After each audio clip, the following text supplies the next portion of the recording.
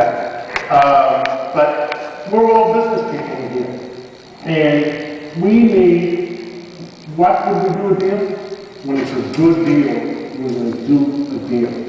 We need business people to need incentives. Billy, me, I'd go out and build more buildings if we can get a tax incentive from the city or the state. We could go out and build more buildings if Ronald Reagan was back, and maybe this was too excessive. I remember my first big deal in before December 31, 86, where it was accelerated depreciation, 13-year depreciation. Unheard of, maybe it was wrong, but people went out and bought billions and billions and billions of dollars in real estate. So American business people, we all have common sense. We're going to put our money where we can get the best bang for it. So whether it's real estate or something else, we need incentives. We need incentives from the city, incentives from the state, incentives from the federal government that say, we don't mind you making millions of dollars if you create jobs. We don't mind you being a millionaire or billionaire because you're creating jobs. Not that, oh, let's get those millionaires, let's knock them down. Let's get those billionaires, let's knock them down. Okay, what happens? We go on strike? I mean, you know, you're less likely to go out and take money out of your pocket and say, let's invest it. And then, the truth, that's the truth. All right, let me ask you though.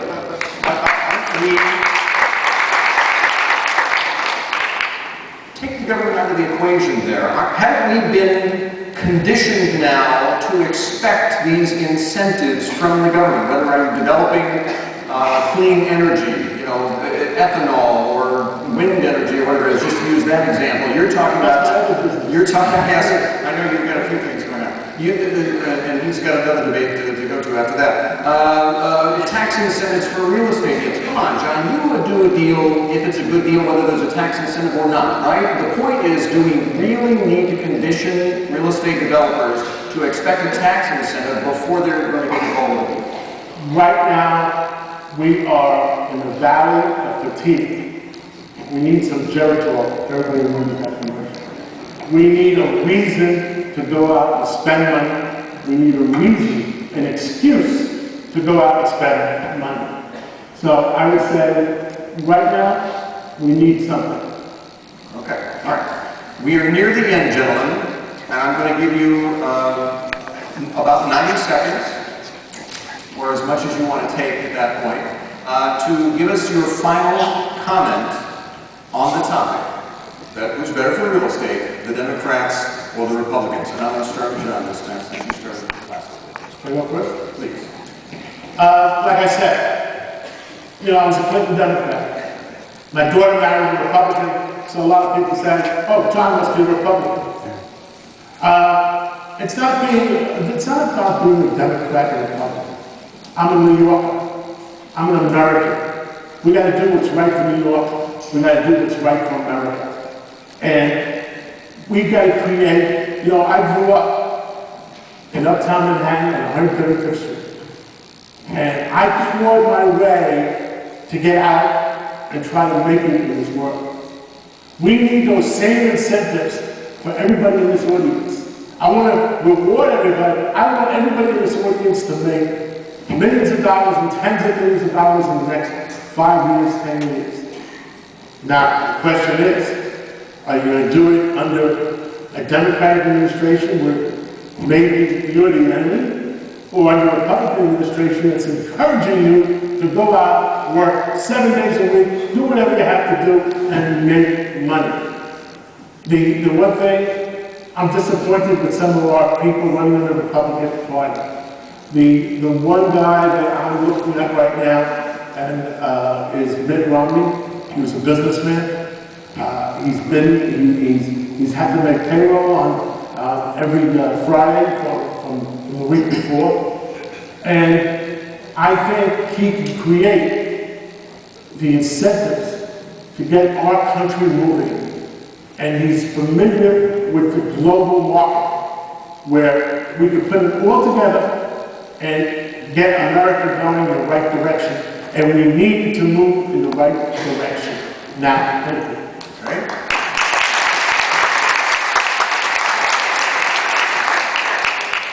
When's the next mayor race going to start?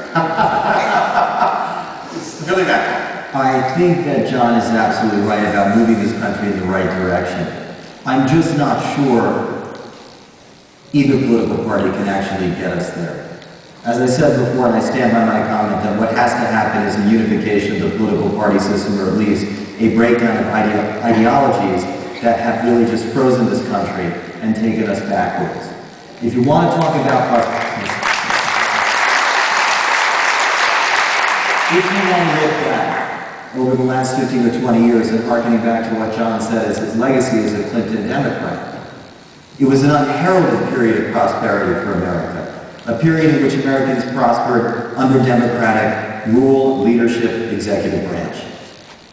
In the intervening and succeeding, succeeding administrations, our country has faltered. I'm not saying Obama's the answer. We need decisive leadership in Washington.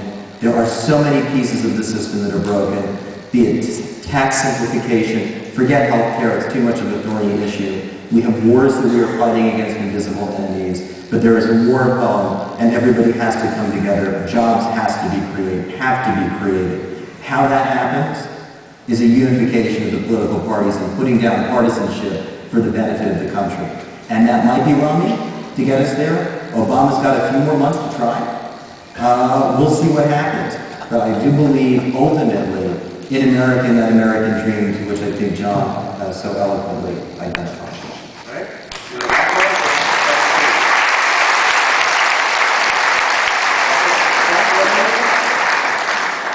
We have to vote now. Oh, okay. You tell us who you think did a better job of arguing their case. I will point to one, you applaud, on the other one, you applaud, we'll figure out together who you believe won this particular debate. John Catsimatidis.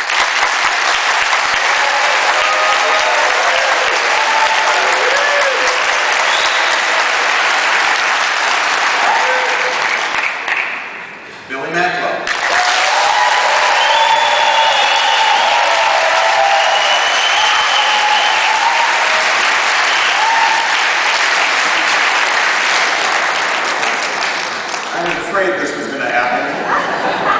One more time for John.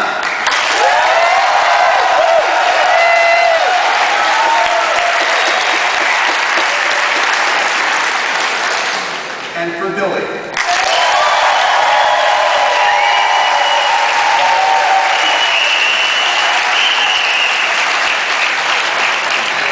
We're both New Yorkers, we're both Americans, we want the best for our country. Very great.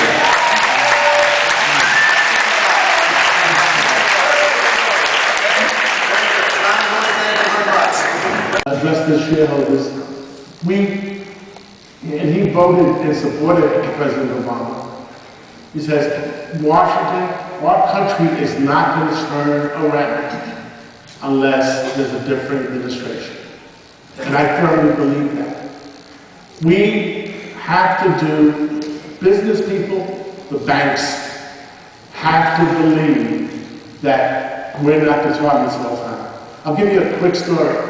I was with a Democratic leader, I'm not going to mention names, at a CEO's meeting in Manhattan. And she said that she was talking about how they want to revitalize the economy. And it was the week after Freddie Mac and Fannie Mae sued all the banks all over again. How the heck are you going to revitalize the economy if you're all constantly suing all the banks who create the capital for all of us to go forward? So it came time for questions and answers. And I said to her, well, I said, there's 20 CEOs in this room. How many of them believe that Freddie Mac and Fannie Mae, and how many of you believe that Freddie Mac and Fannie Mae sued those 17 banks without a wink from the White House? Well, she put her head down walked out, and another Democratic congressman that was there came over to me afterwards, and I know him for a long time, whispered in my ear and said, "You did the right thing, John." Thank you.